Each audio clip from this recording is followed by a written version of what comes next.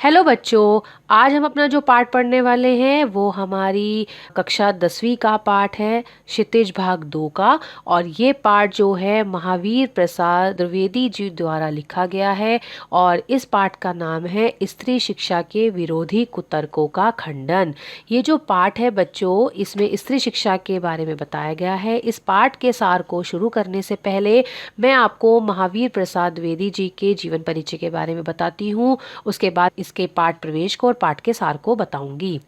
बच्चों, इस पाठ के नोट्स बनाने के लिए और इस पाठ के प्रश्नोत्तर लिखने के लिए आप मेरी वेबसाइट भाषाज्ञान.com पर जाकर आप अपने नोट्स तैयार कर सकते हैं। अगर आप इस पाठ को सिर्फ ऑडियो में सुनना चाहते हैं तो आप गाना.com और स्पॉटिफाई पर जाकर इसका ऑडियो भी सुन सकते हैं। तो बच्चों, मैं आपको लेखक परिचय बताती हूँ। हिंदी के योग निर्माता, भाषा के संस्कारकर्ता एवं उत्कृष्ट निबंधकार आचार्य महावीर प्रसाद द्विवेदी का जन्म 1864 में उत्तर प्रदेश के रायबरेली जिले के दौलतपुर नामक गांव में हुआ था। परिवार की आर्थिक स्थिति ठीक न होने के कारण शिक्षा क्रम सुचारू रूप से नहीं चल सका। अपने स्वाध्याय से ही उन्होंने संस्कृत, हिंदी, बंगाली, मराठी, फारसी, गुजराती, अंग्रेजी आदि भाषाओं का ज्ञान प्राप्त किया। वे तत्कालीन पत्र पत्रिकाओं में अपनी रचनाएं भेजने लगे। उन्होंने रेलवे के तार विभाग में नौकरी की। बाद में नौकरी छोड़कर पूरी तरह साहित्य सेवा में जुट गए। सरस्वती पत्रिका के संपादक का कार्यभार संभालने के बाद उन्होंने अपनी अद्वितीय प्रतिभा से हिंदी साहित्य को नियंत्रित करके निखारा और उसकी अभूतपूर्व श्रीवृद्धि की। सन 1931 में काशी नगरी प्रचारिणी सभा ने इनको आचार्य की तथा हिंदी साहित्य सम्मेलन ने वाचस्पति की उपाधि से विभूषित किया। सन 1938 में हिंदी का यह यशस्वी आचार्य परलोकवासी हो गया। तो बच्चों, ये था लेखक का जीवन परिचय। पाठ प्रवेश बताने से पहले बच्चों, कई बच्चे मुझे कमेंट करके पूछते हैं कि मैम आपकी आवाज़ बहुत क्लियर आती है, तो आप कौन सा माइक यूज़ करते हैं। तो मैं जो भी माइक यूज़ कर रही हूँ उसका लिंक मैं आपको डिस्क्रिप्शन बॉक्स में दे रही हूँ। आप वहाँ पर जाकर इसे चेक कर सकते हैं और इसे खरीद भी सकते हैं। पाठ प्रवेश देखिए। प्रस्तुत लेख विचारात्मक लेख है। इस लेख के माध्यम से लेखक महावीर प्रसाद जी ने ऐसी सभी पुरानी रूढ़ियों एवं परंपराओं का विरोध किया है जो स्त्री शिक्षा को व्यर्थ अथवा समाज के विघटन का कारण मानती है। यह लेख पहली बार सितंबर 1914 की सरस्वती में पढ़े लिखों का पांडित्य नामक शीर्षक से प्रकाशित हुआ था। बाद में महिला मोद नामक पुस्तक में शामिल करते समय द्विवेदी जी ने इसका शीर्षक बदलकर स्त्री शिक्षा के विरोधी कुतर्कों का खंडन रख दिया। प्रस्तुत लेख में महावीर जी ने सड़ी गली परंपराओं का ज्यों के त्यों न अपनाकर अपने विवेकपूर्ण दृष्टि से फैसला लेकर ग्रहण करने के योग्य बातों को ही अपनाने के लिए कहा है। समाज में अपनी अलग पहचान बनाने के लिए अनेक स्त्री पुरुषों ने लंबा संघर्ष किया। लड़कियां हर क्षेत्र में लड़कों से आगे निकल आई। वर्तमान नवजागरण काल में स्त्री शिक्षा के विकास के साथ साथ जनतांत्रिक एवं वैज्ञानिक चेतना के संपूर्ण विकास के लिए अलग जगाया। तो ये बच्चों थोड़ा सा पाठ प्रवेश था। अब मैं पाठ के सार को आपको समझाती हूँ। इस पाठ में लेखक ने स्त्री शिक्षा के महत्व को प्रसारित करते हुए उन विचारों का खंडन किया है। लेखक को इस बात का दुख है कि आज भी ऐसे पढ़े लिखे लोग समाज में हैं जो स्त्रियों का पढ़ना गृह सुख के नाश का कारण समझते हैं। विद्वानों द्वारा दिए गए तर्क इस तरह के होते हैं।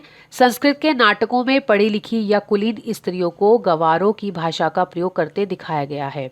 शकुंतला का उदाहरण एक गवार के रूप में दिया गया है जिसने दुष्यंत को कठोर शब्द कहे। जिस भाषा में शकुंतला ने श्लोक, वो गवारों की भाषा थी। इन सब बातों का खंडन करते हुए लेखक कहते हैं कि क्या कोई सुशिक्षित नारी प्राकृत भाषा नहीं बोल सकती। बुद्ध से लेकर महावीर तक ने अपने उपदेश प्राकृत भाषा में ही दिए हैं, तो क्या वो गवार थे। लेखक कहते हैं कि हिंदी, बंगला भाषाएं आजकल की प्राकृत भाषाएं हैं।